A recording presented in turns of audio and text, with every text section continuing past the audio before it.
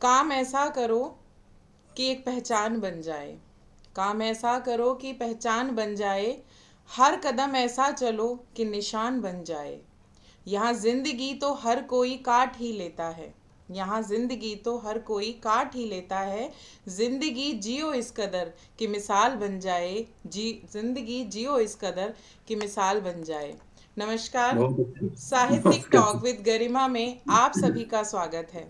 जैसा कि आप सभी जानते हैं, इस पटल पर प्रत्येक रविवार मैं गरिमा भाटी हाजिर होती हूँ एक जाने माने साहित्यकार के साथ, जिनके साथ हम चर्चा करते हैं उनकी साहित्यिक यात्रा के बारे में। और आज साहित्यिक साहित्यिक शख्सियत की साहित्यिक यात्रा की चर्चा हम करने के लिए हमारे साथ जो जुड़े हुए हैं उनका परिचय देना चाहूँगी। वे हिसार से हैं और आप जिला शिक्षा प्रशिक्षण संस्थान पंचकुला में असिस्टेंट प्रोफेसर के पद पर कार्यरत हैं।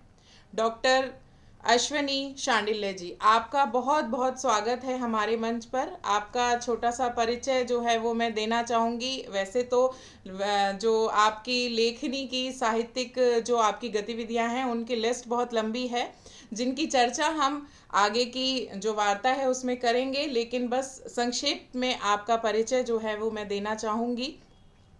लेखन की बात करें तो इनके जो है कई कविता संग्रह, कहानी संग्रह, संपादित काव्य संकलन जो है वो प्रकाशित हो चुके हैं, जिनमें से धरती से आसमां तक, दबे पांव चुपचाप, काव्य पथ पर, बिन तुम्हारे, राष्ट्रीय चेतना के उन्नायक कन्हैया लाल मिश्र प्रभाकर, जो कि इसके साथ ही पंजाब यूनिवर्सिटी चंडीगढ़ द्वारा 4 कहानी की जो पुस्तिकाएं हैं वो भी प्रकाशित हो चुकी हैं। इनकी कहानियाँ, इनके काव्य, इनकी कविताएं जो हैं वो हम जो हमारे राष्ट्रीय अंतर्राष्ट्रीय स्तर की पत्रिकाएं हैं उनमें पढ़ सकते हैं। हंस, नया ज्ञानोदय, दस्तावेज, समीक्षा, हरिगंध, दैनिक ट्रिब्यून, दैनिक भास्कर, अमर उजाला, ये जितनी भी देश की प्रतिष्ठित पत्र पत्रिकाएं हैं इनमें इनके आलेख, कविताएं, कहानियां जो हैं वो समय समय पर प्रकाशित होती ही रहती हैं।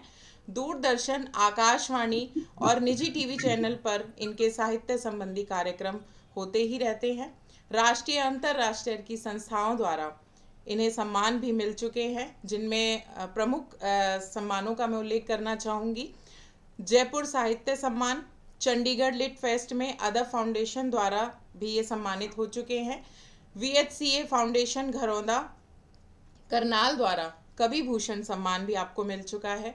हिंदी साहित्य प्रेरक संस्था जींद द्वारा चंद्रमती स्मृति साहित्य रत्न सम्मान भी आपको मिल चुका है। साहित्य सभा कैथल द्वारा डॉक्टर मुक्ता मयंक गद्य साधना सम्मान, जिला प्रशासन पंचकुला द्वारा शिक्षक सम्मान, शारदा सप्तर्षि फाउंडेशन चेन्नई द्वारा शारदा शिक्षक शिरोमणि सम्मान, और इसके साथ ही ये लिस्ट बहुत लंबी है।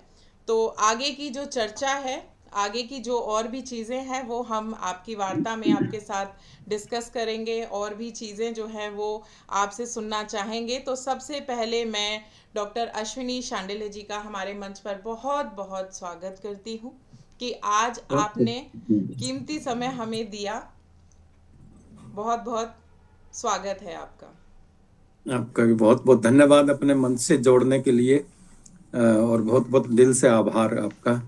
जी, तो अब हम जो है वार्ता की शुरुआत करते हैं। तो पहला प्रश्न जो है, जो कि मैं बहुत उत्सुकता के साथ सभी से पूछती हूँ कि आपकी साहित्यिक यात्रा की शुरुआत किस प्रकार हुई? क्या बचपन से ही आपको साहित्यिक गतिविधियों में आपकी रुचि थी? नहीं, बचपन से मैं नहीं कहना चाहूंगा कि मेरी रुचि थी उसमें, जी। लेकिन जैसे जैसे मैं पढ़ाई करता चला गया तो उसके बाद जैसे मैं बीए में आया तो बीए प्रथम वर्ष से ही हिंदी साहित्य ने मुझे अपनी ओर आकर्षित किया, जी।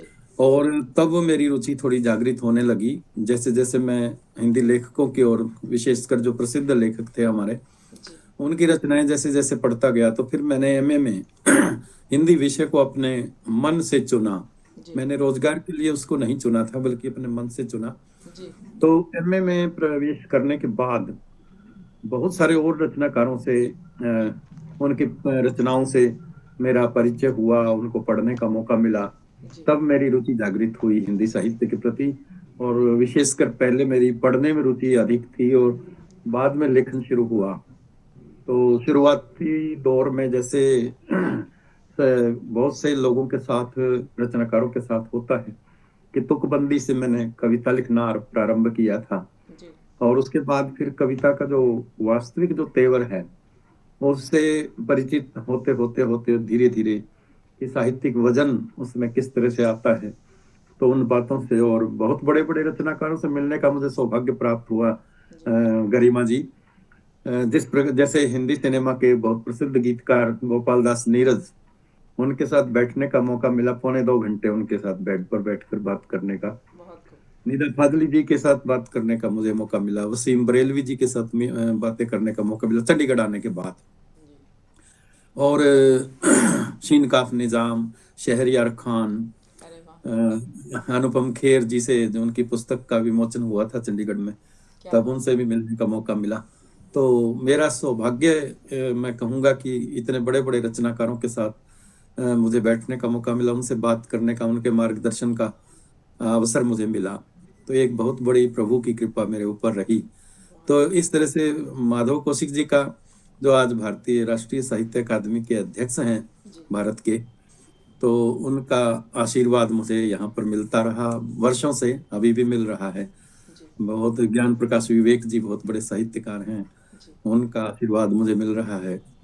तो इस तरह से मेरा सौभाग्य रहा और यह यात्रा चलती रही। मैं एक उसका साहित्य का भी और हिंदी भाषा का भी एक विद्यार्थी ही मैं कहूँगा अपने आप को, कि मैं अभी बहुत कुछ सीख रहा हूँ और जी बहुत कुछ मुझे सीखना है। जी बहुत खूब। और बहुत ही उम्दा शुरुआत जो है वो आपने की। तो अगला प्रश्न भी इससे संबंधित ही है। पहली रचना आपने कब लिखी?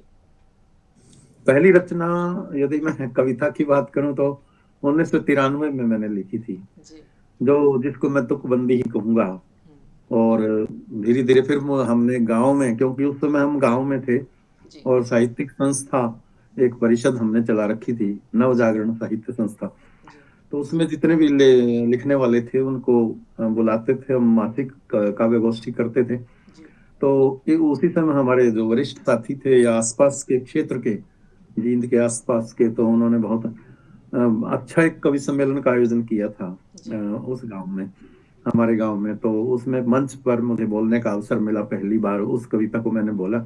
और मुझे पता भी नहीं था कि मुझे माइक पर बुला लिया जाएगा, क्योंकि हम कार्यकर्ता के रूप में काम करने में जुटे हुए थे। जी तो तब मैंने पहली बार मंच पर प्रस्तुति दी, तो मेरी टांगे कांप रही थी उस समय में, जब बिल्कुल। मैं अपनी रचना बोल रहा था। जी तो इसके साथ ही अब हम चाहेंगे कि आपकी कोई भी जो रचना आप सुनाना चाहें आपके श्रीमुख से हमारे श्रोताओं को सुनने को मिले। सबसे पहले तो एक छंद मैं सुनाना चाहूंगा। मैंने दोहे लिखे, मैं अपनी विधाओं पर थोड़ा सा बता करके फिर अपनी रचना सुनाना जी चाहता जी हूँ। जी कि मैंने उसमें कविता से शुरुआत की, जी फिर गद्य में मैंने कहानियां भी लिखी, जी गजलें भी लिखी हैं, दोहे लिखे मैंने कोरोना में जब कर्फ्यू का समय था, तो उसमें दोहे लिखने का अवसर मिला मुझे। और समीक्षा में, पुस्तक समीक्षाएं मेरी बहुत सारी अच्छी अच्छी पत्रिकाओं में प्रकाशित हो चुकी हैं। राजेंद्र यादव जी जब जीवित थे, तो हंस के जब संपादक थे, तब जी उन्होंने एक लघु कथा मेरी उसमें हंस में प्रकाशित की थी। जी और नया ज्ञानोदय में मेरी पुस्तक समीक्षा प्रकाशित हो चुकी है। जी तो उन पत्रिकाओं में, तो दोहा मैंने एक अपना सैनिकों के ऊपर लिखा, उस दोहे को सुनाना चाहता हूँ सबसे स्वागत है, पहले। स्वागत है। कि बगिया अपनी छोड़ के मिटे देश के द्वार, वाह। बगिया अपनी छोड़ के मिटे देश के द्वार, अश्रु मेरे अर्पित हैं उनको बारंबार, बहुत उनको बारंबार। बहुत खूब, शहीदों के बहुत लिए खूब। मैं, क्योंकि जिनकी वजह से हम अपने घरों में सुरक्षित बैठे हुए हैं, तो वो हमारे सैनिक ही हैं, जिन्होंने अपने प्राणों का उत्सर्ग कर दिया देश के ऊपर। जी तो एक छंद उनके ऊपर मैंने लिखा था, वो मैं सुनाना चाहता हूँ। छोड़ सारा घर बार जाके सीमा के दुआरे, कुर्बानी कोख वाला प्रेम वो महान है। वाह। छोड़ सारा घर बार जाके सीमा के दुआरे, कुर्बानी कोख वाला प्रेम वो महान है। आजादी की माशूका के लिए जिनने चूम लिए, फांसी वाले फंदों को तो जानता जहान है। बहुत खूब। आजादी की माशूका के लिए जिनने चूम लिए, फांसी वाले फंदों को तो जानता जहान है, राजगुरु भगत शेखर बोस से भी कम नहीं, राजगुरु भगत शेखर बोस से भी कम नहीं, शहीद होते सैनिकों का आज बलिदान है, और मिला है जो सारा सुख चैन हमें उनके ही, मिला है जो सारा सुख चैन हमें उनके ही, भारत माँ से सच्चे प्रेम का ही परिणाम है जी, भारत माँ से सच्चे प्रेम का ही परिणाम है। वाह। तो इस तरह से एक छंद मैंने प्रस्तुत किया आपके सामने शहीदों के नाम। बहुत सुंदर और बिल्कुल देशभक्ति से ओत प्रोत आपके छंद हैं, और बिल्कुल जो भाव हैं वो बहुत अच्छे से उभर कर आ रहे हैं आपकी रचनाओं में, आपके छंद में। तो इस बहुत बहुत धन्यवाद। अगला प्रश्न जो है उसमें थोड़ा सा आपके निजी जीवन से संबंधित है। तो आप जैसे लेखन में रहे, तो इस पूरे लेखन में आपके परिवार का सहयोग जो है वो कैसा रहा, उनकी प्रतिक्रिया क्या रही? शुरू में यदि मैं कहूँ तो परिवार में किसी का भी साहित्य के प्रति कोई रुझान नहीं था, जी। न साहित्य से कोई परिचय था। जी। लेकिन जैसे मैंने लेखन की शुरुआत की और फिर मेरा जब विवाह हुआ, जी। उसके बाद जैसे मेरी पत्नी का प्रत्यक्ष रूप से पूरा योगदान है, क्योंकि साहित्य में समय बाहर ज्यादा लगता है, और घर में जब हम अध्ययन करते हैं या लेखन का समय होता है तो परिवार वालों के हिस्से का जो समय है वो काफी समय उसमें लग जाता है। जी। और घर को संभालना, खाने पीने की व्यवस्था करना, पढ़ने के लिए समय का अवसर देना, इस प्रकार का जो परोक्ष योगदान है वह पत्नी के द्वारा और अपने मेरे बच्चे के द्वारा मुझे मिला है। तो उसका इतना योगदान मैं आपके सामने कहना चाहूंगा बिल्कुल कि वह बिल्कुल। मुझे मिलता रहा है। मुझे लगता है ये इस तरह की शिकायतें जो हैं वो ज़्यादातर सभी लेखक, जितने भी उपन्यासकार रहे हैं, जो भी कवि रहे हैं, उनके परिवारों को कहीं ना कहीं रही होगी, क्योंकि उनके हिस्से एक का समय जो है वो साहित्य को देते हैं। छोटी सी बात याद आ गई, अगर आप कहें तो जी मैं जी थोड़ा जी, सा। स्वागत है, स्वागत है। राजस्थान के जो लोक साहित्यकार हुए हैं और भारत में भी बहुत बड़ा नाम रहा उनका, जी। विजय दांते था। जी। और आचार्य हजारी प्रसाद द्विवेदी जी को तो का नाम तो आपने खैर जी सुना जी ही जी, होगा, बिल्कुल बिल्कुल। कि हिंदी के शीर्ष के विद्वान रहे हैं। तो विजय दांते था की जो पत्नी थी उनको साहित्य के प्रति उनका रुझान नहीं था। तब वो उन्होंने एक बार अपने साक्षात्कार में कहा था कि मेरी जब पहली पुस्तक छप करके आई तो उन्होंने बड़ी बड़ी खुशी के साथ अपनी पत्नी को उसको भेंट किया कि मेरी पुस्तक आई है। तो उन्होंने बड़े कठोर स्वभाव में उनको कहा कि तुझे और कोई काम नहीं है कि ये बेकार के काम करता है। और उन्होंने कहा कि मुझे सबसे बड़ा दुख जब हुआ कि घड़े का जो ढक्कन होता है मिट्टी का वह गुम हो गया था। तो मेरी पुस्तक को उन्होंने कहा कि मेरी पत्नी ने उस पर प्रयोग किया, ढकने के लिए प्रयोग कर लिया, उसका उपयोग किया, तो मुझे बहुत दुख हुआ था। इसी प्रकार आचार्य हजारी प्रसाद द्विवेदी जी की पत्नी भी बहुत कठोर स्वभाव की थी, जो साहित्य के प्रति उनका भी रुझान नहीं था। तो एक किस्सा था, मैथिली शरण गुप्त जी उनके घर आए तो उन्होंने उनको लताड़ करके बाहर निकाल दिया था। तो यह बात मैंने आचार्य जी के द्विवेदी जी के शिष्य, अभी अभी हमारे चंडीगढ़ में उनका निधन हुआ है, प्रोफेसर जयप्रकाश जी, जी। बहुत बड़े विद्वान थे। तो उन्होंने उनके साथ बैठने का मौका मिला था एक वर्ष चंडीगढ़ पंजाब यूनिवर्सिटी में। तब उन्होंने एक किस्सा सुनाया था कि गुरुजी मैं उस समय था तो मुझे कहा कि मैथिली चरण गुप्त जी को आप स्टेशन पर जाकर के लाइए, भाग करके पिछले दरवाजे से। तब वो लेकर के आए थे। तो ऐसे बहुत से किस्से बिल्कुल। हैं। बिल्कुल।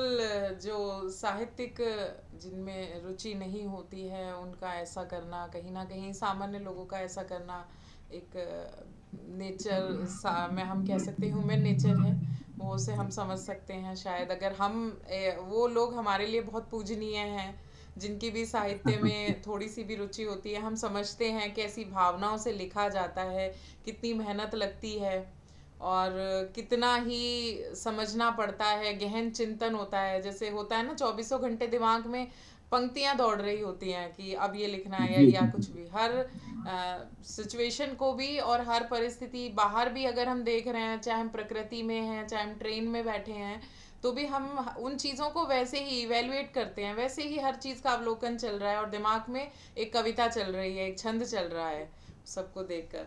तो जिन लोगों की साहित्यिक रुचि नहीं है उनके लिए वो सामान्य सी घटनाएं हो सकती हैं। तो अब अगला प्रश्न है आपकी जॉब से संबंधित ही है। आप क्योंकि आप शिक्षण में रहे हैं, तो वैसे भी ये एक ऐसा पेशा जिसे हम कह सकते हैं बहुत ज़्यादा समय मांगता है, ऊर्जा भी मांगता है, क्योंकि आप बच्चों को अपनी पूरी ऊर्जा बच्चों को दे करके आते हैं। पढ़ाना एक हाँ जी। कोई आसान कार्य नहीं है।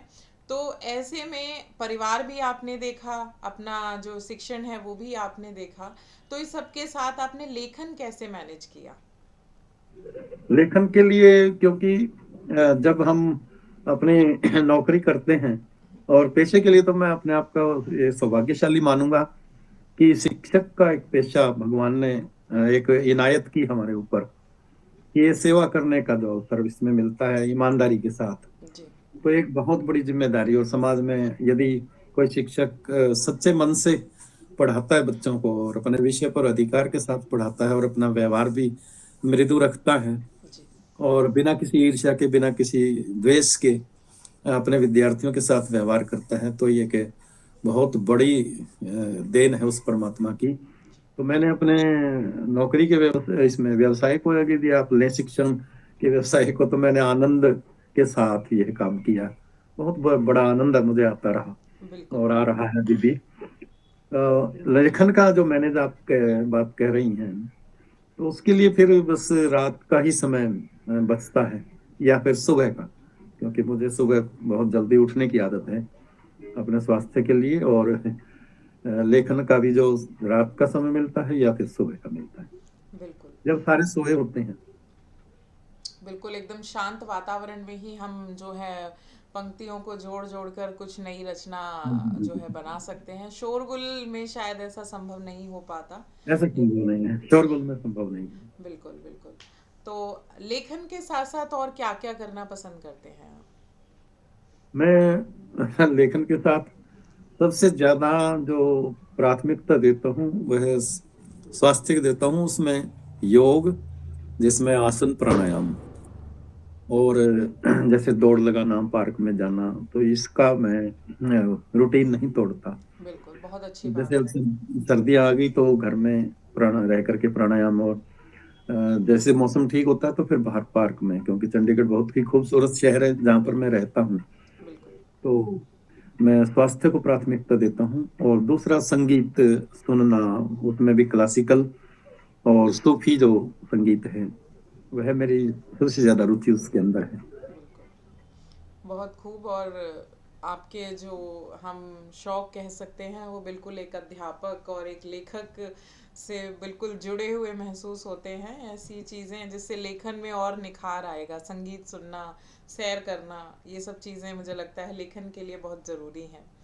तो हाँ इसके जी। साथ साथ जैसे कि आपने बताया विधाएं, तो आपने बता दिया आप किन किन विधाओं में लिखते हैं, हाँ, एक लेकिन विधा मैं बताना भूल गया। जी। व्यंग्य मेरी बहुत ही प्रिय विधा है, और अरे। सौभाग्य से जब मैंने व्यंग्य लिखना शुरू किया था, जो दिल्ली से पत्रिका निकलती है, एकमात्र पत्रिका है भारत की, व्यंग्य यात्रा, जी। और प्रोफेसर प्रेम जन्मेजय जी उसके संपादक और संचालक हैं। जी। तो उन्होंने उसमें मेरे आलेख प्रकाशित किए हैं। जी। और हिंदुस्तान अखबार छपता था पहले यहाँ मोहाली से। जी। तो जब मैंने लिखना आरंभ किया, तो माधव कौशिक जी ने मेरा बहुत वो हौसला बढ़ाया उसमें। उन्होंने, जब भी वो पढ़ते थे, मैं लेकर जाता था उनके पास, तो वो ये कहते थे, मैं झूठी प्रशंसा नहीं करता, और व्यंग्य में आपका हाथ बहुत मजबूत है। तो मेरे छपने प्रारंभ हुए, जबकि मुझे कोई जानता नहीं था अखबार के कार्यालय में। जी। साहित्यिक संपादक कौन है इसका भी मुझे पता नहीं था, लेकिन, और उस समय में 2005-06 की बात है ये है। तो अच्छी खासी रकम भी हिंदुस्तान अखबार से आती थी मुझे उस समय में। तो व्यंग्य लेख भी मेरा, व्यंग्य विधा भी मेरी बहुत प्रिय है। उसमें कविताओं में और कहानियों में, लघु कथाओं में भी व्यंग्य मेरी उसमें देखने को मिल जाता है। लेकिन स्वतंत्र रूप से व्यंग्य में भी मैंने लिखा है। बिल्कुल। तो अगला प्रश्न जो है वो इसी से संबंधित है। विधाएं, जैसा कि आपने बताया है, आप दोहे लिखते हैं, छंद लिखते हैं, व्यंग भी लिखते हैं। तो ये जो रचनाएं हैं आपकी, ये जो कुछ भी आप लिखते हैं, वो मुख्यतः किन विषयों पर आधारित होता है? विषय तो जैसे समाज में कोई अनुभूत विषय है, उसी पर लिखा जाता है। कोई ना कोई घटना ऐसी समाज में हमारे साथ घटती है, या दूसरों के साथ हम घटते हुए उसको देखते हैं, या फिर जैसे व्यवसाय से संबंधित जो क्षेत्र है उसमें जब देखते हैं तो कमियां देखते हैं, कुछ व्यवस्थागत कमियां देखते हैं। राजनीति में मेरी बहुत रुचि रही है, लेकिन राजनीति में ये नहीं कि दलगत किसी भावना से ग्रसित होकर के मैंने लिखा या किसी वाद से प्रभावित होकर के। हाँ, मैं देश राष्ट्र के लिए बहुत प्रथम राष्ट्र को मानता हूँ, लेकिन किसी दल से या विचारधारा से मैं जुड़ना पसंद नहीं करता। जी और साहित्य में तो उसका आना भी नहीं चाहिए, साहित्य में उस विचारधारा को। हाँ, वैसे व्यक्तिगत विचारधाराएं होती हैं, तो यह मैं कहना चाहूंगा कि अपने अपने विचार होते हैं, लेकिन जो अनुभव का विषय है उसी पर लिखा जाता है, जी चाहे वह कविता हो, कहानी हो, गजल हो, दोहे हो। जी जैसे कर्नल मनप्रीत शहीद हुए थे पिछले 1.5 साल पहले लगभग। जी तो उसमें जम्मू कश्मीर में आतंकवादियों के द्वारा धोखे से जी उनका उनके साथ घटना हुई है और वो शहीद हो गए। जी तो दुख, इतना दुख हुआ मुझे उस घटना से। तब मैंने ये दोहा लिखा था कि बगिया अपनी छोड़ के मिटे देश के द्वार। तो कई बार रोना भी आता है वो ऐसी घटनाओं को देख करके कि हमारे सैनिक शहीद होते। तो जो समाज में हम देखते हैं, अनुभव करते हैं, या दिल को छू जाती है बातें, उन पर लिखा जाता है। बिल्कुल, एक संवेदनशील हृदय चाहिए लेखक बनने के लिए। और हाँ वही जी। संवेदनशीलता जो है उस व्यक्ति को एक अच्छा लेखक बनाती है कि हर व्यक्ति उससे इतना जुड़ा हुआ महसूस करे मानो उसके मन के भाव ही लिख दिए गए हैं। तो हाँ जी। हाँ बिल्कुल जी। आपके अंदर संवेदनशीलता है, तभी आप इतने समसामयिक मुद्दों पर जो है वो लिख पाते हैं। तो अगले जो प्रश्न है वो साहित्य से संबंधित ही अब हम पूछेंगे। आज के समय में जो साहित्य है उसका स्वरूप बदला है, क्योंकि बदलाव प्रकृति का नियम है। तो साहित्य भी कहीं ना कहीं बदला है। किताबों की जगह जो है हमारे हाथ में टैबलेट आ गया है, मोबाइल आ गए हैं। अब हम बुक्स नहीं पढ़ते हैं, किताबें नहीं पढ़ते हैं, बच्चों के हाथों में मोबाइल होते हैं। और शायद गूगल बाबा से ही वो सब कुछ पूछना जो है वो ज़्यादा सही समझते हैं, बजाय किसी किताब या डिक्शनरी में ढूंढने के या बड़ों से पूछने के। तो ऐसे समय में साहित्य के बदलते स्वरूप पर आप क्या कहना चाहेंगे? मैं ये कहना चाहूंगा कि जो टेक्नोलॉजी आई है और सूचना विस्फोट हुआ है, जी तो मैं उसको साहित्य का विरोधी नहीं मानता, बल्कि उसको साहित्य का मित्र मानता हूँ। जी क्योंकि यह उपयोग करने पर है। साहित्यकार यदि जैसे मान लो सोशल मीडिया है, फेसबुक है, और ये अपना जो इंस्टाग्राम है, या अन्य कोई भी जो यूट्यूब है चैनल जैसे बना लेते हैं अपना, जी तो उसके द्वारा क्या है कि पहले से ज्यादा सुविधाजनक हुआ है अपनी रचना को पाठकों तक या श्रोताओं तक पहुंचाने का। एक बहुत बड़ा माध्यम साहित्यकार को मिला है यदि उसका उपयोग किया जाए तो। जी बिल्कुल। मैं उसका विरोधी नहीं मानता, उसका स्वरूप तो बदला है, लेकिन उसके उसका प्रचार प्रसार, उसका फैलाव बहुत ज्यादा दूर तक और त्वरित गति से जी बहुत ही जल्द वो अपने श्रोताओं तक पहुंच सकता है। बिल्कुल। तो इसका स्वरूप तो बदला है, लेकिन ये टेक्नोलॉजी बहुत ही उसकी साहित्य की एक मित्र है। जी और बिल्कुल। हमारी मुट्ठी में है दुनिया का साहित्य। पहले जब ये नहीं था हमारे पास, तो हम दिल्ली से पुस्तकें मंगवाने के लिए तरसते थे, डाक से पता कि भी कौन से उसका पत्रिका का पता लेना है, फिर या पुस्तक कौन सी मंगवानी है, डिक्शनरी कौन सी मंगवानी है। तो बहुत ही बड़ा मुश्किल था ऐसे इकट्ठा करना। लेकिन अब बिल्कुल। हमारी सब मुट्ठी में अनुवाद कितने हैं, किसी भी भाषा का अनुवाद हम उसमें देख करके रचना पढ़ सकते हैं। जी टैबलेट का और मोबाइल का तो बहुत अच्छा जमाना ये है साहित्य की दृष्टि से। बिल्कुल बिल्कुल, बहुत अच्छी बात आपने कही है। और चूंकि आप शिक्षा के क्षेत्र से जुड़े हुए हैं, तो ऐसे में जैसा कि हम देख सकते हैं कि शिक्षक का दायित्व जो है वो पहले से ही एक बहुत बड़ा दायित्व है उस पे बच्चों का, यानी कि हमारे देश के भविष्य जो है वो उसके कंधों पर जो है उसका भार रहता है। तो जब आज का समय बदल रहा है, साहित्य बदल रहा है, परिस्थितियां बदल रही हैं, तो ऐसे में शिक्षक के लिए साहित्य पढ़ना या साहित्य से जुड़ना कितना जरूरी है? देखिए, साहित्य ही मनुष्य को मनुष्य बनाता है। जी जो मनुष्य का गुण है, मनुष्यता, मनुष्यत्व, तो वह साहित्य ही हमें देता है। जी दूसरे विषय हैं, उनका अपना समाज में महत्व है, मनुष्य के लिए महत्व है। जी लेकिन भावनाओं का जो पोषण है जी वह केवल साहित्य ही कर सकता है, चाहे किसी भी भाषा का हो। जी तो साहित्य की ये बहुत बड़ी देन है, और शिक्षक को साहित्य के साथ जुड़ना चाहिए। और मैंने बहुत सारे शिक्षक जो दूसरे विषयों के हैं, जी। जैसे विज्ञान के हैं या मैथमेटिक्स के हैं, उनकी साहित्य में रुचि को मैंने देखा है। तो साहित्य का जुड़ना, शिक्षक का जुड़ना साहित्य के साथ बहुत ही आवश्यक मैं मानता हूँ। अगर कोई शिक्षक नहीं जुड़ पाता जी। तो वह बहुत सारे बच्चों को देने से वंचित रह जाता है अपना ज्ञान। बिल्कुल। तो भावनाओं का पोषण बहुत जरूरी है, मनुष्य को मनुष्य बनाना बहुत जरूरी है, उसकी संवेदना को जगाना बहुत जरूरी है। नहीं तो हम एक मशीन बन करके रह जाएंगे। तो बिल्कुल। यह काम साहित्य ही कर रहा है, और पहले से भी करता रहा है और आगे भी करता रहेगा।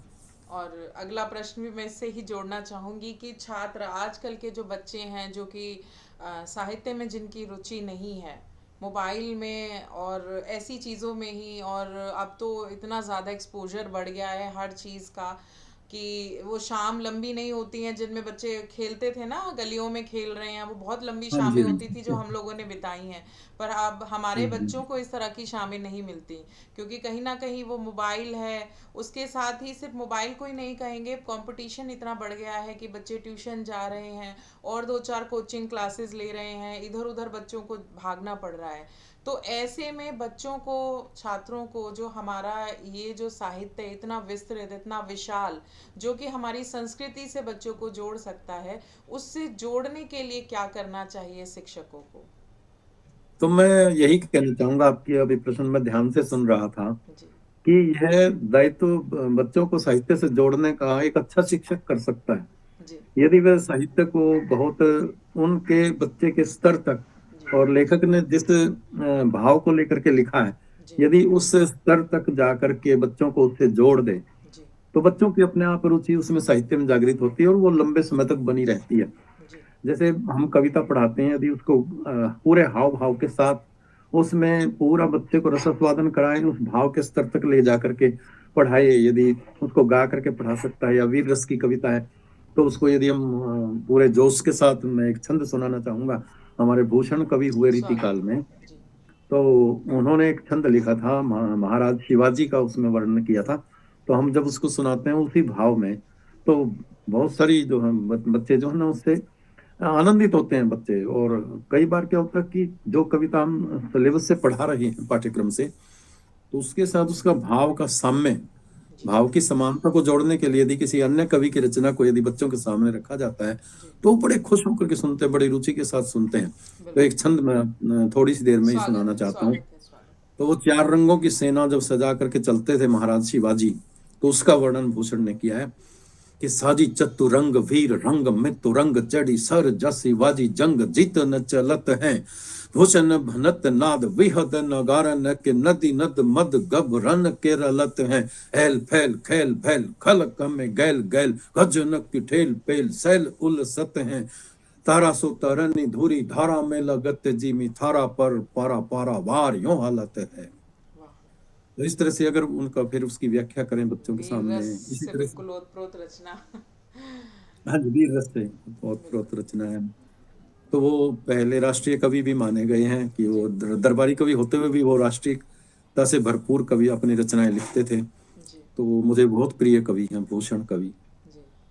बिल्कुल सही कहा कि हमारे जो अध्यापक हैं, शिक्षक हैं, वो एक विशेष भूमिका निभा सकते हैं छात्रों को साहित्य से जोड़ने के बिल्कुल लिए। बिल्कुल बिल्कुल, तो बहुत बड़ी भूमिका निभा सकते बिल्कुल, हैं। और अगर शिक्षक खुद साहित्य से जुड़ा होगा तो एक रोल मॉडल की तरह जो है वो अपने बच्चों के लिए, अपने शिष्यों के लिए वो कार्य कर सकता है। तो अगला बिल्कुल। प्रश्न जो है, हमारे नए लेखक, जो नए बच्चे हैं जो साहित्य में आ रहे हैं, लेखन में आ रहे हैं, साहित्य से जुड़ रहे हैं, उनके लिए है। तो आजकल जो है एक शॉर्टकट, जो हमारी नई पीढ़ी है, युवा पीढ़ी है, वो बहुत ज़्यादा मेहनत करने में विश्वास नहीं रखती है, हर चीज़ का शॉर्टकट लेना है उन्हें। तो लेखन भी एक शॉर्टकट उसका बन गया है, एआई है। अभी प्रसून जोशी जी का मैंने एक इंटरव्यू देखा, उसमें उन्होंने एआई पर कुछ शब्द डाले और विषय डाला कि ऐसी ऐसी मुझे एक रचना, कविता लिखनी है। तो उन्होंने बताया कि वो इतनी सुंदर रचना जो है उन्होंने इस तरह से एआई से निकल कर आई कि शायद मैं ऐसी ही कुछ कोई रचना लिख पाता। दूसरा, लोग करते हैं कि दो चार कवियों की रचनाएं आपने सोशल मीडिया से या किसी भी किताब से उठाई और सोचते हैं कि शायद किसी को पता नहीं चलेगा, और उनमें थोड़ा काट छांट करके वो अपने नाम से वो कविता, और कभी कभी कुछ लोग तो सेम उस पूरी की पूरी कविता को ही अपने नाम से चेप देते हैं उस पे। कट कॉपी पेस्ट का जो ज़माना आ गया है वो कहीं ना कहीं ये दुर्भाग्य है और हमारे साहित्य की दुर्गति भी है। तो ऐसे में ऐसे लेखकों के लिए आप क्या सुझाव देना चाहेंगे? हाँ, ये बहुत बड़ी अच्छी बात आपने की, अच्छा प्रश्न किया। और मैं इस पर बल्कि बोलने ही वाला था कि हमारे यहाँ भी साहित्य में और हर शहर के अंदर आप देखने को मिलेगा कि साहित्यिक चोर जो है बहुत पैदा हो गए हैं। जी बिल्कुल। और इस तरह की जो कॉपी पेस्ट की आपने बात किया, एआई की बात की, कृत्रिम मेधा की, तो ये एक रचनात्मकता के ऊपर बहुत बड़ा ग्रहण है। जी। ये कलंकित करने वाला है सृजनात्मकता को। और जो साधक साहित्यकार हैं जो दूर दराज के गांवों में बैठे हुए हैं, उन लोगों से मंच को छीना जा रहा है, उनको उनके अवसर जो छीने जा रहे हैं। और एक जैसे जैसे एक बार उन्होंने राजेंद्र यादव जी का मैंने आलेख पढ़ा था हंस में। जी। तो उन्होंने कहा था कि बहुत सारे ऐसे लेखक हुए हैं जिनके खून मुंह लग गया है, जिनके पास पैसा है, जी। अपनी पुस्तकें छपवाने का उनके पास साधन है, इधर से उधर से सामग्री इकट्ठी की। और ऐसे ऐसी जो बेशर्मी साहित्य के अंदर जो आ रही है, बहुत ही चिंता का विषय है। क्योंकि जो वास्तविक जो साहित्यकार है वो दब करके रह जाते हैं। एक कहावत है कि एरा गैरा नत्थू खेरा। अब वो ऐसे लोग उसमें आ गए हैं कि इधर उधर से सामग्री इकट्ठी की, दूसरे की चोरी कर ली।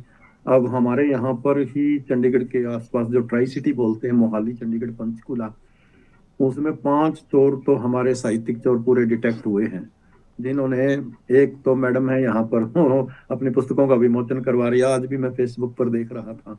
तो उत्तराखंड के बहुत बड़े कवि हैं मंगलेश डबराल, आपने नाम सुना होगा, जी। जी। जी। राष्ट्रीय स्तर के कवि हैं। उनकी रचना को हूबहू स्टेज पर उन्होंने बोल दिया। हाँ, और ऐसी किसी बातें ने हम कुछ, अक्सर सुनते हैं। हाँ, और अपने नाम से बोल दिया। अरे तो बाप उनको मेरे साथी ने फोन किया कि आपने बहुत बड़ी गलती की है। कहते नहीं, ये तो मेरी है। और ऐसे बेशर्म होकर के दम्भ भरते हैं। उन्होंने कहा कि ये रहने दीजिए आप, और ज्यादा अपने आपका अपमान होगा कहीं ना कहीं जा करके। तो कहते अच्छा, उन्होंने भी ऐसी लिख रखी है? कहते उन्होंने नहीं लिख रखी, उन्होंने उनकी ही है। तो ऐसे चोर बहुत हैं यहाँ पर बिल्कुल हमारे बिल्कुल। आसपास, बड़ा दुख होता है ऐसे उनको देख करके। वो, और उनको आयोजन में मंच प्रदान करने वाले भी ऐसे चोर चोर मौसेरे भाई। तो ऐसे लोग हैं, वो एक गठजोड़ सा बना हुआ है। तो ये ऐसा बहुत बड़ी अक्सर चिंता का विषय मुझे ओम प्रकाश यति जी हमारे साथ जुड़े हुए थे, बहुत सुप्रसिद्ध लेखक हैं, बहुत सुंदर लिखते हैं उनके। तो उन्होंने बताया एक बार कि एक कंपटीशन सा था, प्रतियोगिता थी, तो उसमें स्वरचित करना था और किसी ने उन्हीं की जो रचना है वो उन्हीं के सामने कंपटीशन में वो सुना रहे हैं। तो ये बड़ी अच्छा, अच्छा। अलग बात होती है कि बहुत इतने फेमस लोगों की आप रचनाएं पढ़ लेते हैं। मुझे लगता है लोगों के अंदर भय नहीं होता है, उन्हें कोई डर नहीं लगता है कि चोरी हाँ, करके, हाँ, हाँ। चाहे कोई जाने या ना जाने, हमें तो पता है ना अपने मन में, तो आपको पता होगा कि आप चोरी की सुना रहे हैं। तो ये बहुत ही हिम्मत की बात साहित्य है। में वो, ये ओछापन जो है ना काफी आया हुआ है अब इस समय में। बिल्कुल बिल्कुल, बहुत सुंदर बातें आपने बताई। और बिल्कुल, अब आपकी साहित्यिक यात्रा से संबंधित अगले प्रश्न है, उससे पहले मैं चाहूंगी कि एक रचना और आपके श्रीमुख से हो जाए। मैंने पुस्तक रख रखी है अपनी, जो पहले धरती से आसमां तक। धरती से तो उसमें से बहुत एक मैंने रचना आपको सुनाना चाहता हूं मैं। जी। राजनीति विषय पर लेकर के मैंने लिखी थी ये। जी। मुक्त छंद में है, गा करके भी सुनाऊंगा अगर आप अवसर देंगे आगे। स्वागत है, समय आपका है। इसका, हाँ, ये मुक्त छंद में है और मैं इसका पाठ करके आपको सुना रहा हूँ, जिसका शीर्षक है प्रतिदिन। और इसमें व्यंग्य देखिए आप। मैं घर से निकलता हूँ रोटी के कुछ टुकड़े लेकर, बहुत खूब। डालता जाता हूँ दूर तक कुत्तों को प्रतिदिन। मैं घर से निकलता हूँ रोटी के कुछ टुकड़े लेकर, डालता जाता हूँ दूर तक कुत्तों को प्रतिदिन। मेरी प्रतीक्षा में बैठे रहते हैं वे, मुंह से लार टपकाते प्रतिदिन। मैं और कुत्ते, हमारा अपना अपना छोटा बड़ा है स्वार्थ। मैं और कुत्ते, हमारा अपना अपना छोटा बड़ा है स्वार्थ। हम चुपचाप हैं बतियाते प्रतिदिन। बहुत कई बार तो कई बार तो मैं फेंक देता हूं उनकी तरफ सूखी हड्डी, जो कर देती है उनके मुंह को लहूलुहान। प्रतिदिन। कई बार तो मैं फेंक देता हूं उनकी तरफ सूखी हड्डी, जो कर देती है उनके मुंह को लहूलुहान। फिर भी वे कृतज्ञता से फिर भी वे कृतज्ञता के चश्मे से मुझे देखते प्रतिदिन। बहुत खूब। मेरे समर्थक कुत्तों की संख्या बढ़ रही है प्रतिदिन। मेरे समर्थक कुत्तों की संख्या जी। बढ़ रही है प्रतिदिन। प्रतिदिन। अब मैं निश्चिंत हूँ, भयमुक्त हूँ, क्योंकि अब मैं निश्चिंत हूँ, भयमुक्त हूँ, क्योंकि जब मैं चोरी करने निकलता हूँ तो कोई कुत्ता नहीं भौंकता। वाह। बहुत जब खूब। मैं चोरी करने निकलता हूँ तो कोई कुत्ता नहीं भौंकता, नहीं कोई शक करता मुझ पर। मैंने लोकतंत्र को चूसना सीख लिया है प्रतिदिन। मैंने लोकतंत्र को चूसना सीख लिया है प्रतिदिन। तो एक बहुत खूब। व्यंग्य था इसमें, तो वह मैंने आपके सामने प्रस्तुत की। बहुत खूब, बहुत सुंदर आपने जो रचना है वो प्रस्तुत की है, और बहुत अच्छे भाव इसमें आपने व्यक्त किए हैं। तो अगला प्रश्न जो है आपकी साहित्यिक यात्रा से ही संबंधित मैं पूछना चाहूँगी कि इस पूरी लेखन यात्रा में क्या कभी आपने जो चुनौतियाँ हैं वो किन चुनौतियों को आपने महसूस किया? चुनौतियों में लेखन में तो समय की चुनौती सबसे बड़ी मुझे लगी कि एक समय जो है ना हमें कम मिलता है। दूसरा, जैसे आपने कहा कि मुझे प्रकाशन की भूख नहीं रही कभी भी, जी। छपास की भूख नहीं रही। जी। अच्छी रचनाएं पढ़ना, जैसे लिख लिया उसको जल्दबाजी नहीं की, उसको छपवाने की जल्दी करें हम। जी। लेकिन समय की चुनौती रही, साधनों की चुनौती शुरू शुरू में रही। जी। दूसरा, प्रकाशक जो हैं वो आप भी, आपको भी पता होगा, हाँ, साहित्य के क्षेत्र में हैं आप। तो वो चाहे रचना किसी की ऐसी हो, मूल्यवान हो, अपना साहित्यिक वजन जिसका अच्छा है, जी। लेकिन वो उसका नाम नहीं है साहित्य में, या ऐसे क्षेत्र में जहाँ पर कोई साधन नहीं है, तो प्रकाशक उनकी रचना को छापने से परहेज करते हैं। जिनका नाम है, जिनके संबंध हैं, जो जुगाड़बाजी करने में माहिर हैं, मैं ये नहीं कहता कि सारे ही हैं, लेकिन उनकी बहुत सारी हल्की रचनाओं को भी बड़े प्रकाशक हाथों हाथ लेते हैं। जी। लेकिन एक वजनदार वजनदार रचना को, जिसका लेखक का नाम नहीं है ज्यादा, जी। उससे वो परहेज करते हैं। तो ये एक बड़ी बिल्कुल। चुनौती है, हम सबके लिए चुनौती है, जी। जी। जो जी। लिखने वाले हैं। तो मैं ये तो मानता हूँ कि ये बिल्कुल, ये चुनौतियां रही हैं। चुनौती है, और अच्छा लेखन जो है कभी कभी इसमें पीछे छूट जाता है, अच्छे लेखक पीछे इसमें छूट छूट जाते हैं। और मंच जो है उसमें हम कहें कहीं ना कहीं वो फूहड़ मजाक मस्ती काव्य सम्मेलन जिसे हम कह सकते हैं, वो मजाक मस्ती वाले रह गए हैं। वो एक अच्छी जो मौलिकता है, जो वही रचनाएं घूम घूम कर हम सब सुन रहे हैं, वो इस तरह के हो गए हैं कवि सम्मेलन। तो कहीं ना कहीं अच्छे कवि इसमें पिछड़ जाते हैं, सच में एक चुनौती ही है। तो हाँ जी, हाँ जी। अच्छे अगला। रचनाकार भी हैं कवि सम्मेलनों में, बहुत बढ़िया रचनाएं हमें सुनने को भी मिलती हैं। जी। लेकिन हर तरह की हैं, जैसे आप बता रहे हैं उसमें। तो इस तरह की चुनौतियां तो आज के समाज में साहित्य के सामने ही हैं, सबके सामने। बिल्कुल।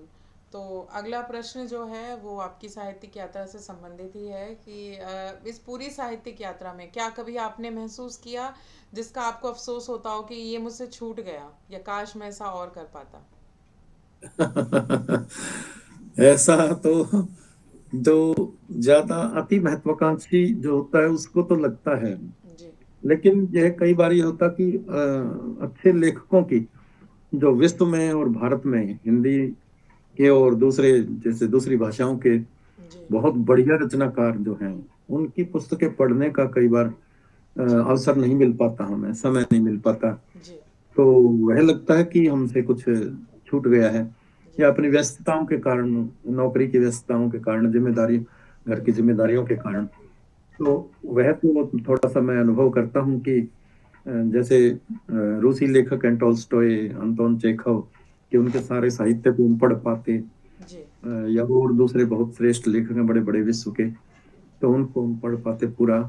ये और हिंदी साहित्य में बहुत बड़े नाम जो हुए हैं, आचार्य हजार प्रसाद द्विवेदी का साहित्य तो मुझे पढ़ने का बहुत बड़ा अवसर मिला। हरिशंकर परसाई जी का तो लगभग मैंने साहित्य पढ़ा। और दूसरा मैं ये कहना चाहता हूँ कि आपका ध्यान आकर्षित करना चाहता हूँ, और हमारे जो श्रोता हैं, दर्शक हैं, देखने वाले, उनका भी, कि विद्यानिवास मिश्र और कुबेरनाथ राय, यदि आप इनके निबंधों को पढ़ करके देखें तो हमें हैरानी होती है कि किस मिट्टी के बने हुए लोग थे ये, कितनी साधना थी उनकी, कितना ज्ञान उनको था, किस तरह से उन्होंने लिखा है हम उनके साहित्य को। क्योंकि भारतीय ज्ञानपीठ की देखिए बहुत बड़ा प्रकाशन है। बिल्कुल, बिल्कुल। उनके प्रकाशक थे उस समय में पांडुरंग राव। जी। उनकी मैंने भूमिका पढ़ी है, तो पांडुरंग राव ने ये कहा था कि कुबेरनाथ राय जी को छापना हुँ। भारतीय ज्ञानपीठ के लिए ही गर्व का विषय है, किसी लेखक के बारे में तक कहना। जी, बिल्कुल। तो बहुत बड़े बड़े नाम ऐसे हुए हैं, तो मैं उनका उल्लेख इसलिए मैं कर रहा हूँ कि बहुत बड़े लेखकों को पढ़ने का अवसर मिलना ये भी सौभाग्य की बात है। उन तक पहुंचना, अच्छी सलाह मिलना, जैसे मृदुला गर्ग जी के साथ भी, हाँ, मैं मुझे बैठने का, वो बातें करने का अवसर मिला। तो उनका, उन्होंने कहा था कि मेरी जो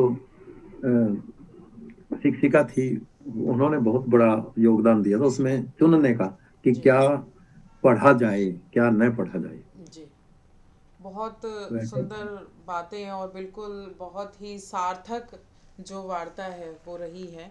और क्योंकि अब ये कार्यक्रम जो है वो अंत की ओर बढ़ रहा है, तो मैं चाहूँगी कि उससे पहले जो है आपकी एक और रचना आपके श्रीमुख से हमारे जो दर्शक हैं उनको सुनने को मिले। देखिए, सामाजिक विषय पर है, मैं गा करके सुनाना चाहूंगा, मुझे बिल्कुल, बिल्कुल, कंठस्थ है। स्वागत है, स्वागत है। किताब से तो मैंने एक ही रचना किताब से सुनाई मैंने, नहीं, लेकिन ये स्वागत है। मुझे कंठस्थ है, काफी रचनाएं। तो उसका शीर्षक है दीवारें। तो ये लीजिए, आपके सामने प्रस्तुत है। घर को घर बनाने में दीवारें आधार भी हैं। बहुत घर खूब। को घर बनाने में दीवारें आधार भी हैं। जी। बजे ईंट से ईंट यदि, तो दीवारें तकरार भी हैं। घर को घर बनाने में दीवारें आधार भी हैं। संस्कारों की छत नीचे, दिल के खुले दलानों में। बहुत खूब। संस्कारों की छत नीचे, दिल के खुले दलानों में, प्रेम की ईंटों में बंध कर दीवारें दमदार भी हैं। बहुत खूब। घर को घर बनाने में दीवारें आधार भी हैं। घर की खींच तान के किस्से इन पर भी छप जाते हैं। वाह। घर की खींच तान के किस्से इन पर भी छप जाते हैं। घर की कलह कहानी का दीवारें अखबार भी हैं। बहुत घर खूब। को घर बनाने में दीवारें आधार भी हैं। बहुत खूब। दीवारों के कान पड़ी तो बात दूर तक जाएगी। दीवारों के कान पड़ी तो बात दूर तक जाएगी। घर की घर में निपटा लेना, दीवारें किरदार भी हैं। वाह। घर बहुत खूब, को घर बहुत खूब। बनाने में दीवारें आधार भी हैं। बहुत खूब। और गरिमा जी देखिए, मैंने महाभारत से वो किस्सा उठाया, एक दो पंक्तियों में। मनगर कुरुक्षेत्र में बदले रिश्ते कौरव पांडव में। मनगर कुरुक्षेत्र में बदले रिश्ते कौरव पांडव में। सपने लाक्षागृह बने तो दीवारें अंगार भी हैं। घर को घर बनाने में दीवारें आधार भी बहुत हैं। सुंदर, बहुत सुंदर। और अंतिम पंक्तियां देखिए। खुद गर्जी के खेल में खुद जो खड़ी करेगा दीवारें, खुद गर्जी के खेल में खुद जो खड़ी करेगा दीवारें, दम लेना दुश्वार करेंगी दीवारें, फनकार भी हैं। बहुत खूब, घर बहुत खूब। को घर बनाने में दीवारें आधार भी हैं, बजे ईंट से ईंट यदि तो दीवारें तकरार भी हैं। बहुत खूब, घर को घर बहुत सुंदर, ये बहुत सुंदर लेखन, बहुत उम्दा लेखन आपका है। और हुआ जी, बहुत बहुत बिल्कुल। धन्यवाद आभार आपका। नहीं, आज मुझे लगता है आपके लेखन को, आपकी जो वार्ता है उसे सुनकर हमारे जो दर्शक हैं वो ज़रूर कुछ ना कुछ ज़रूर सीखेंगे। और अगर एक भी दर्शक इससे कुछ सीख पाता है तो मुझे लगता है हमारा ये छोटा सा जो प्रयास है वो बिल्कुल सफल होगा। और अब क्योंकि समय सीमित है और विदा लेने का समय आ गया है, तो उससे सब मैं चाहूँगी कि आप हमारे दर्शकों के लिए दो शब्द कहें। दर्शकों के लिए मैं ये कहूंगा कि अपना साहित्य में अपनी रुचि को आप बना करके रखिए, क्योंकि साहित्य हमें इंसान बनाता है। साहित्य में बहुत सारा खजाना शिक्षा का, ज्ञान का, अनुभव का। साहित्य में वह ताकत है कि जो हम अपनी जिंदगी जी करके जो अनुभव ग्रहण नहीं कर पाते, जी। उससे बहुत लाखों गुना अनुभव एक पुस्तक को पढ़ करके हम ग्रहण कर सकते हैं। जी। तो दर्शकों के लिए तो मेरा यही संदेश है कि किताबों से अपना नाता बनाए रखिए, जी। साहित्य से अपना नाता बनाए रखिए। और मैं अपना एक दोहा, प्रेम का दोहा है, वह स्वागत है, जरूर सुनाना स्वागत है, चाहूंगा स्वागत है। कि नयन निराली लत पड़ी, ढूंढे बस वह मीत।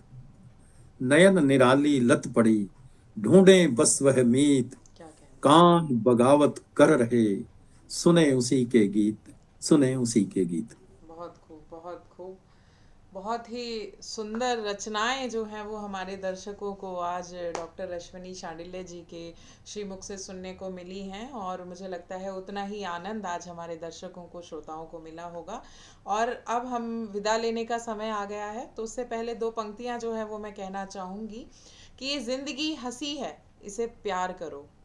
जिंदगी हंसी है, इसे प्यार करो। अभी रात है तो सुबह का इंतजार करो। अभी रात है तो सुबह का इंतजार करो। और वो पल भी आएगा जिसकी ख्वाहिशें हैं तुम्हें, हार नहीं माननी है इसलिए कह रही हूँ। वो पल भी बहुत आएगा अच्छी। जिसकी ख्वाहिश है आपको। ईश्वर पर रखो भरोसा और वक्त पर एतबार करो। ईश्वर पर रखो बहुत भरोसा, वक्त पर एतबार करो। तो बिल्कुल हमें ईश्वर पर बहुत अच्छी भरोसा पंक्ति। करना है और निराश नहीं होना है। आज का जो वक्त है, लोग डिप्रेशन में जा रहे हैं, युवा डिप्रेशन में जा रहे हैं, तनाव जो है बहुत ज़्यादा हो रहा है। तो उन लोगों को मैं सिर्फ यही सलाह देना चाहूँगी कि ईश्वर पर भरोसा रखें, वक्त बहुत जल्दी बदलेगा। और अब हम विदा लेते हैं अगले रविवार तक के लिए, जहां हम फिर से हाजिर होंगे एक जाने माने साहित्यकार के साथ, जिनके साथ हम चर्चा करेंगे उनकी साहित्यिक यात्रा के बारे में। और तब तक के लिए सभी स्वस्थ रहें, मस्त रहें। धन्यवाद। नमस्कार। नमस्कार जी, बहुत बहुत जी धन्यवाद। जी।